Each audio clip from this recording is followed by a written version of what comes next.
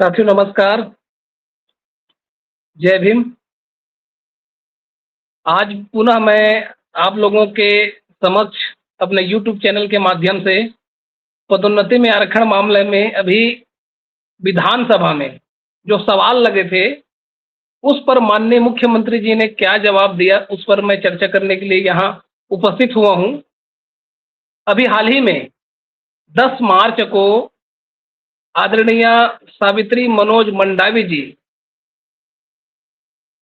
जनप्रतिनिधि के द्वारा विधानसभा में अनुसूचित जाति जनजाति वर्ग के पदोन्नति में आरक्षण के संबंध में सवाल उठाई है। सवाल मैं आप लोगों के बीच रखना चाहूंगा। सवाल में 2 सवाल पूछी है पदोन्नति में आरक्षण के संबंध में। पहला, विभिन्न शासकीय विभाग में जारी पदोन्नति की प्रक्रिया में क्या आरक्षण रोस्टर का पालन किया जा रहा है? यदि हाँ तो कृपया जानकारी देंगे। और दूसरा सवाल था, यदि नहीं तो इसका पालन क्यों नहीं किया जा रहा है और इसे कब तक लागू करेंगे? माननीय मुख्यमंत्री जी ने सामान्य प्रशासन विभाग के द्वारा जो जानकारी उपलब्ध कराई गई है, उसके संबंध में पहले सवाल का जवाब दिया है कि जी नहीं, प्रश्न उपस्थित नहीं होता। अर्थात सावित्री मनोज मंडावी जी ने जो पूछा है कि पदोन्नति प्रक्रिया में आरक्षण रोस्टर का पालन किया जा रहा है, यदि हाँ तो जानकारी देंगे। तो जी नहीं बोल रहा है आरक्षण, मतलब इससे यह समझ में आता है कि आरक्षण रोस्टर का पालन नहीं किया जा रहा है, और यदि हाँ तो जानकारी देंगे तो प्रश्न उपस्थित नहीं होता है बोल रहे हैं। अब यहां पर कहना चाहूंगा मैं, प्रश्न नहीं उपस्थित होता पर देश संविधान से चलता है और राज्य सरकारें, केंद्र की सरकारें सब संविधान के अधीन उनको कार्य करना है। जैसे भारत के संविधान के अनुच्छेद 375 देखें तो भारत के संविधान के अनुच्छेद 375 में लिखा हुआ है कि संविधान के उपबंधों के अधीन रहते हुए न्यायालयों, प्राधिकारियों और अधिकारियों का कृत्य करते रहना है। इसके अंतर्गत भारत के राज्य क्षेत्र में सर्वत्र सिविल, दांडिक, राजस्व अधिकारिता वाले सभी न्यायालय और सभी न्यायिक कार्यपालक और अनुसूचित प्राधिकारी और अधिकारी अपने अपने कृत्यों को इस संविधान के उपबंधों के अधीन करते रहेंगे। अर्थात कोई भी हो, चाहे सरकार हो, चाहे प्राधिकारी हो, चाहे अधिकारी हो, चाहे न्यायालय हो, कोई भी इस संविधान के अधीन रहते हुए कार्य करेंगे, इसके अधीन रहे बगैर काम नहीं करेंगे। यह भारत के संविधान का अनुच्छेद 375 कहता है। अब जो सवाल उठा है, क्या पदोन्नति में आरक्षण लागू होता है, जिस पर माननीय मुख्यमंत्री जी महोदय ने सामान्य प्रशासन विभाग के जो जवाब दिए हैं उसके आधार पर उनका कहा कि प्रश्न उपस्थित नहीं होता है। अब मैं यहां पर कहना चाहूंगा, यदि आप लोग भारत के संविधान को देखते होंगे तो अनुच्छेद 16(4)(a) पढ़िए। इसमें लिखा हुआ है, इस अनुच्छेद की कोई भी बात राज्य को अनुसूचित जातियों, जनजातियों के पक्ष में जिनका प्रतिनिधित्व राज्य की राय में पर्याप्त नहीं है, राज्य के अधीन सेवाओं में वर्ग के पदों पर प्रोन्नति के साथ परिणामी वरिष्ठता सहित आरक्षण के लिए उपबंध करने से निवारित नहीं करेगी।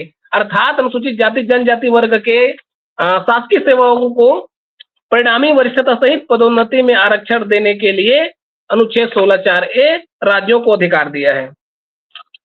अब 335 क्या कहता है? 335 जो है, ये प्रत्येक शासकीय पदों में, प्रत्येक शासकीय सेवाओं के पदों और नियुक्तियों करने में अनुसूचित जाति जनजाति और अन्य सदस्यों के दावों का प्रशासन की दक्षता बनाए रखने के संगठन को ध्यान रखा जाएगा। अर्थात अनुसूचित जाति जनजाति वर्ग के दावे का ध्यान प्रत्येक शासकीय संस्थाओं की पदों की नियुक्तियों के भर्तियों में, पदोन्नतियों में किया जाएगा। अब यहां पर जो सवाल था कि सवाल उपस्थित नहीं होता है, तो जब तक अनुच्छेद 16(4)(a) 335 भारत के संविधान में विद्यमान है, तब तक पदोन्नति में आरक्षण पर सवाल उत्पन्न होगा ही। दूसरा जवाब, पदोन्नति में आरक्षण प्रदान किए जाने के विरुद्ध माननीय छत्तीसगढ़ उच्च न्यायालय बिलासपुर याचिका क्रमांक WPIL 91/2019 एवं WPS 9778/2019 में पारित अंतिम निर्णय दिनांक 16/4/2024 के विरुद्ध Chhattisgarh electricity board reserve officers employee संगठन छत्तीसगढ़ द्वारा माननीय उच्चतम न्यायालय नई दिल्ली SLP डायरी नंबर 5555/2023 2025 दायर की गई है, जो कि माननीय उच्चतम नई दिल्ली में विचाराधीन होने के कारण पदोन्नति में आरक्षण पालन नहीं किया जा रहा है, समय सीमा बताया जाना संभव नहीं है। अब आदरणीय विधायक महोदय जी के द्वारा यह सवाल पूछा गया था कि यदि आरक्षण पालन नहीं हो रहा है तो क्यों नहीं किया जा रहा है, कब तक लागू करेंगे? तो इसके जवाब में माननीय सीएम साहब ने सामान्य प्रशासन विभाग द्वारा जो जवाब दिए गए हैं बनाकर उसको विधानसभा सत्र में ये रखा है कि ये जो SLP 5555 दायर की गई है, जो कि माननीय उच्चतम न्यायालय नई दिल्ली में विचाराधीन होने के कारण पदोन्नति में आरक्षण नहीं पालन किया जा रहा है, समय सीमा बताया जाना संभव नहीं है। अब यहाँ पर थोड़ा सा हमको ये जो जवाब है ये हमको जच नहीं रहा है। मुझे नहीं जच रहा है, मुझे वाली बात नहीं है, कानून सम्मत नहीं जच रहा है। कैसे नहीं जच रहा है? जिस याचिका का जिक्र यहाँ पर किया गया है, इस निर्णय में कहीं पर भी पदोन्नति में आरक्षण को रोक नहीं लगाया है, बल्कि राज्य शासन को पूर्व प्रचलित व्यवस्था के अनुसार नियुक्तियों एवं पदोन्नतियों में आरक्षण देने के लिए अनुमति दिया है। ये मैं नहीं कह रहा हूं, ये सुप्रीम कोर्ट के ये जो जिस SLP का जिक्र किया गया है 5555 इसमें कहा है। ये देखिए, जिस SLP का जिक्र करते हुए कहा है कि पदोन्नति में आरक्षण पालन नहीं किया जा रहा है, तो यहां पर मैं कहना चाहूंगा कि ये जो Chhattisgarh electricity board reserve category officer employee association Chhattisgarh के द्वारा सुप्रीम कोर्ट में जो SLP दायर किया गया है, इस SLP के पैराग्राफ क्रमांक 4 में लिखा है कि विशेष अनुमति याचिका SLP के अंतिम निर्णय होने तक राज्य सरकार को SLP नंबर 19668/2022 के समान निर्देश के अनुसार चयन प्रक्रिया जारी रखने तथा नियुक्तियों और पदोन्नतियां करने की अनुमति होगी, लेकिन यह नियुक्तियां पदोन्नतियां इन याचिकाओं के अंतिम निर्णय के अधीन होगी। पैराग्राफ 5 ये कहता है कि सभी नियुक्ति और पदोन्नति आदेशों में यह स्पष्ट लिखा जाएगा कि यह नियुक्ति पदोन्नति वर्तमान न्यायिक कार्यवाही के अंतिम निर्णय के अधीन होगी। और अब तो साथियों, क्या इस 5555/2025 24/2/2025 को जारी माननीय सुप्रीम कोर्ट के दिशा निर्देश में आरक्षण रोस्टर रोक के संबंध में कोई निर्देश है? बिल्कुल नहीं है।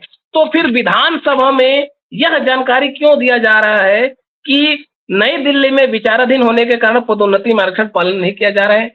अब दूसरा एक SLP का और जिक्र है और उसमें क्या कहा यह भी मैं बताना चाहूंगा।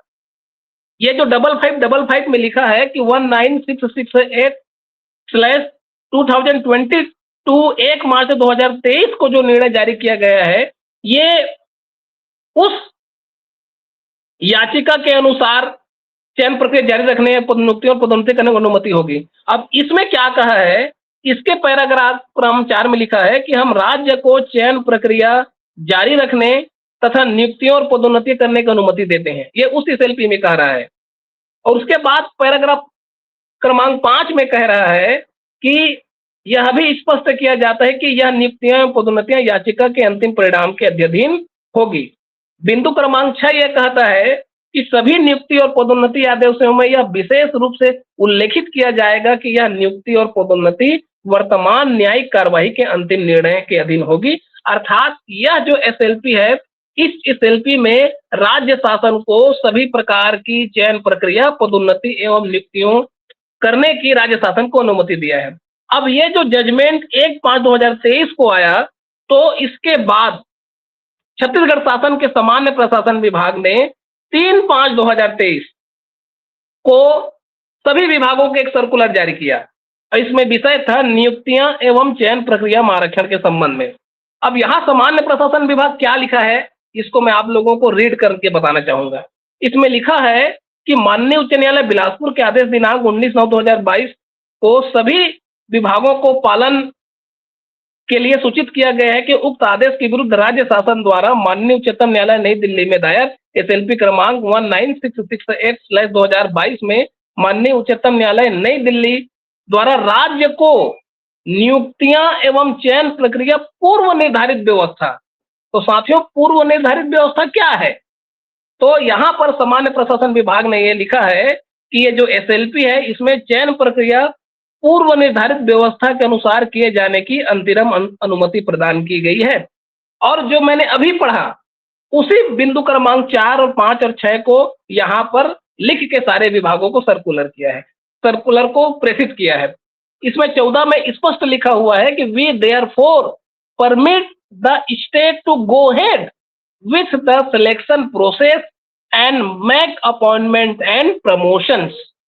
अब इसका मतलब क्या समझे कि राज्य सरकार को सभी चयन प्रक्रिया, नियुक्तियों, पदोन्नति पूर्व प्रचलित आरक्षण व्यवस्था के अनुसार, अब किसी पूर्व प्रचलित आरक्षण व्यवस्था के अनुसार जो रोक लग गई थी हमारे छत्तीसगढ़ में 58% रिजर्वेशन की, तो छत्तीसगढ़ शासन ने सामान्य प्रशासन विभाग के इस आदेश के अनुसार 58% आरक्षण के आधार पर सीधी भर्ती करने के लिए निर्देश पारित किया है। और इसमें पदोन्नति में भी करना था जो आज तक नहीं हुआ है। तो मैं जहां तक समझ पाया हूं, जब इस मामले में सीधी भर्ती वाले प्रक्रिया में सुप्रीम कोर्ट के इस निर्णय का पालन किया जा रहा है, तो पदोन्नति में क्यों किया जा रहा है? क्योंकि एसएलपी 5555/2025 में स्पष्ट लिख दिया है कि एसएलपी 1966/2022 में जो लिखा हुआ है वही समान प्रक्रिया इस आदेश में की जाएगी। तो 5555 तो रिजर्वेशन प्रमोशन के लिए दायर किया गया था बिजली विभाग के आरक्षित वर्ग के साथियों ने, तो इसके आधार पर किया जाएगा। तो फिर इसमें तो कहीं पर भी आरक्षण रोस्टर रोक लगी है, इसका जिक्र कहीं पर नहीं है। आप दोनों एसएलपी को सुप्रीम कोर्ट के वेबसाइट से निर्णय निकाल के देख सकते हैं। तो साथियों इस तरीके से विधानसभा में यह जवाब देना कि नई दिल्ली में विचाराधीन होने का पदोन्नति में आरक्षण पालन नहीं किया जा रहा है, और इसमें लिखा हुआ है दोनों में कि सारे चयन प्रक्रिया पदोन्नति में इस निर्णय के अध्ययन लिखना है बोल रहे हैं। तो मुझे तो नहीं लगता आप लोगों को नजर आया होगा, तो 2025 के बाद 24/2/2025 का ये आदेश है, उसके बाद जितनी भी पदोन्नति हुई है किसी भी पदोन्नति में एसएलपी 5555/2025 का कहीं पर भी जिक्र नहीं है, आप खोज के देख लीजिए। अब जबकि सुप्रीम कोर्ट कह रहा है कि सारे पदोन्नति में पदोन्नति प्रक्रिया में इसका जिक्र करना है, पहली बात ये। और मैं स्पष्ट कह दूं, और किसी से भी हम इसमें डिबेट करने के लिए रेडी हैं, दोनों एसएलपी में कहीं पर भी आरक्षण रोस्टर को रोक नहीं लगाया है, मैं स्पष्ट कह दूं। तो विधानसभा में इस तरीके से इसी वजह से पदोन्नति में आरक्षण पालन नहीं किया जा रहा है कहना मेरे ख्याल से गोलमोल जवाब देना है, अनुचित जवाब देना है। ये मैं नहीं कह रहा हूं, ये जो शासन का सर्कुलर है, जो सुप्रीम कोर्ट का 2 निर्देश है, एक एसएलपी 19668/2022 1/5/2023 और एक एसएलपी जो बिजली विभाग के आरक्षित वर्ग के अधिकारी कर्मचारियों ने सुप्रीम कोर्ट में लगाया था, उस एसएलपी 5555/2025। हमने वकीलों से भी बात की, हमारे वकील साहबानों का भी कहना है कि इन दोनों एसएलपी में कहीं पर भी पदोन्नति रोक के संबंध में कहीं कोई एक बिंदु में भी नहीं लिखा हुआ है। तो पूर्व प्रचलित व्यवस्था को सामान्य प्रशासन विभाग ने खुद परिभाषित किया है। तो पूर्व प्रचलित व्यवस्था क्या है? 58% रिजर्वेशन। तो 58% रिजर्वेशन के आधार पर जो अनुसूचित जाति का 12%, अनुसूचित जनजाति का 32% है, तो इस आधार पर रोस्टर पालन करें। तो इस तरीके से विधानसभा में अनुसूचित जाति जनजाति के विरुद्ध में बात करना हमारे संवैधानिक अधिकारों के साथ कुठाराघात है, ऐसा प्रतीत होता है। तो आप सब कोई कंफ्यूज मत होइए। मैं इसमें एक चीज और चर्चा करना चाहूंगा, थोड़ी मेरी वीडियो लंबी हो रही है, पूरा देखेंगे। उक्त दोनों जो सुप्रीम कोर्ट में एसएलपी लगी है, इसमें एक और जिक्र हुआ है कि माननीय उच्च न्यायालय WPIL 91/2019 WPS 9778 का जिक्र किया है, जो छत्तीसगढ़ में लगा था, जिसका 16/4/2024 में फैसला आया। इसमें भी पैराग्राफ क्रमांक 31 में सामान्य प्रशासन विभाग के पूर्व जो अधिसूचना निकाली थी आरक्षण रोस्टर के लिए 31/10/19 को, उसको रद्द किया है, हम भी मानते हैं। लेकिन 32 में क्या कहा है? राज्य सरकार को निर्देशित किया जाता है कि संबंधित पदोन्नति नियमों को पुनः तैयार पुनर्गठित करें और इस आदेश के प्राप्ति के 3 महीने के भीतर नए नियम अधिसूचित करे। यह कार्य माननीय सर्वोच्च न्यायालय के विभिन्न मामले एम नागराज निर्णय, जनरल सिंह निर्णय, बीके पवित्रा 2 निर्णय, जनरल सिंह द्वितीय प्रकरण के प्रकाश में निर्णय को अध्ययन रखते हुए किया जाएगा। अर्थात साथियों 16/4/2024 से 3 महीने के भीतर नए नियम अधिसूचित करना था, नोटिफाई करना था। आज मार्च 2025 है, लगभग 2 साल हो गया। मैं यहाँ पर और एक चीज और बताना चाहूंगा, ये जैसे WPS 977 2019 में 3 महीने के भीतर नियम पारित करने के लिए माननीय उच्च न्यायालय ने कहा था, इसके बाद छत्तीसगढ़ शासन की तरफ से सामान्य प्रशासन विभाग ने MCC याचिका दायर किया 131/2025। इसके 6/2/2025 में माननीय उच्च न्यायालय के डिवीजन बेंच ने कहा है कि रिकॉर्ड के अवलोकनों से यह स्पष्ट होता है कि पदोन्नति नियमों को पुनः तैयार करने, पुनर्गठित करने के लिए पहले 3 महीने के समय पर्याप्त दिया जा चुका है। यह समय दिनांक 16/4/24 के आदेश द्वारा WPS नंबर 839/2022 तथा अन्य संबंधित याचिका के निपटारे समय दिया गया था। हालांकि आवेदकों के अधिवक्ता द्वारा प्रस्तुत तर्कों को ध्यान में रखते हुए यह निर्देश दिया जाता है कि आवेदक राज्य सरकार आज से 1 महीने के भीतर पदोन्नति नियम को पुनः तैयार करे। 16/4/2024 के जो निर्णय दिया था उसके संदर्भ में MCC याचिका में 6 फरवरी 2025 को ये निर्णय दिया है और इसकी मियाद 6 मार्च 2025 को खत्म हो गई है। तो इस तरीके से ये सारे जो निर्णय हैं, ये सब निर्णय राज्य सरकार को ही निर्देशित कर रहे हैं कि आप पदोन्नति नियमों को अविलंब बनाएं। अब बताइए, आप लोग जितने लोग इस वीडियो को देख रहे हैं और आप खुद मनन कीजिए, आप संविधान उठाकर देख लीजिए, सुप्रीम कोर्ट को जजमेंट को उठाकर देख लीजिए, क्या कहीं पर आरक्षण रोस्टर को इसमें कहीं पर रोक लगा हुआ है? वो तो राज्य शासन को ही बोला है। तो इस तरीके से विधानसभा में जवाब देना, अब ये थोड़ा सा हमको भी समझ नहीं आ रहा है कि आखिर ये जवाब इस याचिका का हवाला देते हुए कैसे कहा जा रहा है कि विचाराधीन होने के कारण पदोन्नति में आरक्षण पालन नहीं किया जा रहा है, जबकि मामला पहले से विचाराधीन है और सीधी भर्ती कर रहे हैं। जब सीधी भर्ती कर रहे हैं तो पदोन्नति में भी करना होगा। भाई सुप्रीम कोर्ट सारे रास्ते तो क्लियर कर दिए हैं। हाई कोर्ट भी बोल रहा है कि आप 3 महीने में बनाओ। MCC याचिका कह रहा है कि आपको 1 महीने ज्यादा समय नहीं दिया जा सकता। SLP बोल रहा है कि आपको अनुमति दिया जाता है कि आप अपने पूर्व प्रचलित व्यवस्था के अनुसार से पालन करें, जिसका पालन सीधी भर्ती में किया जा रहा है और पदोन्नति नहीं किया जा रहा है। तो ऐसे सवाल विधानसभा में आने से भ्रम की स्थिति निर्मित हो रही है। हम उम्मीद करेंगे कि पक्ष और विपक्ष दोनों के अनुसूचित जाति जनजाति वर्ग के जनप्रतिनिधि इस मामले को विधानसभा में हल जरूर करें, ताकि राज्य के जनता के बीच कोई भी भ्रम की स्थिति संविधान परिपालन को लेकर ना रहे। तो आज के इस वीडियो में मुझे यही क्लियर करना था कि विधानसभा में जो जानकारी दी जा रही है, ये जानकारी हमें इन जजमेंटों के अनुरूप, इन निर्णयों के अनुरूप नहीं दिख रहा है। बहुत बहुत धन्यवाद। इस वीडियो को ज्यादा से ज्यादा अनुसूचित जाति जनजाति वर्ग के लोगों तक पहुंचाइए, क्योंकि आरक्षण खत्म मतलब अनुसूचित जाति जनजाति पिछड़े वर्गों की रीढ़ की हड्डी खत्म। मैं बार बार इस बात को अपने YouTube चैनल के माध्यम से, अपने लेखन के माध्यम से कहते आ रहा हूं कि आरक्षण बचाने की जिम्मेदारी हमारी है।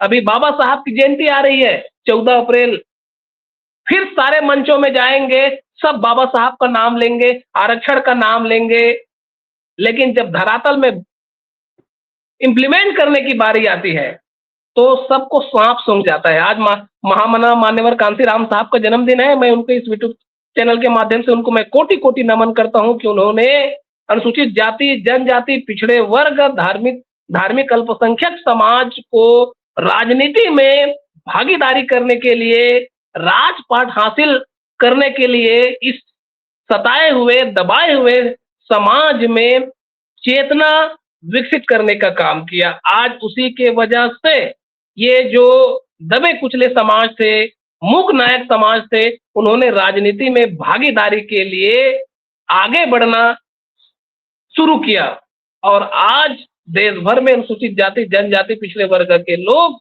राजनीति में अपने दांव आजमा रहे हैं और मुस्तैदी के साथ राजनीतिक मूवमेंट में भी डंके की चोट में सब के सब खड़े हैं और अपनी हिस्सेदारी की बात कर रहे हैं।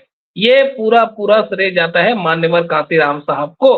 तो आज सारे दल के लोग मान्यवर कांशीराम साहब के जन्मदिन को सामाजिक न्याय दिवस के रूप में भी मना रहे हैं। तो हम यही कहना चाहते हैं कि आप लोग वास्तव में मान्यवर कांशीराम साहब का जन्मदिन मनाने जा रहे हैं तो उन्होंने क्या कहा उसको जमीन में इम्प्लीमेंट कीजिए। आप सच में बाबा साहब का नाम लेते हैं तो बाबा साहब ने जो संविधान सभा में कहा, उनके जो जीवन संघर्ष थे कि उनको जमीन में आप लागू करें। आप संविधान की बात करते हैं तो संविधान में जो बातें कही गई है उसको आप जमीन में धरातल में लागू करें, तभी आप संविधान के मानने वाले हुए। वरना बोलते हैं ना कथनी और करनी में अंतर, तो कथनी और करनी में ही अंतर रह जाएगा।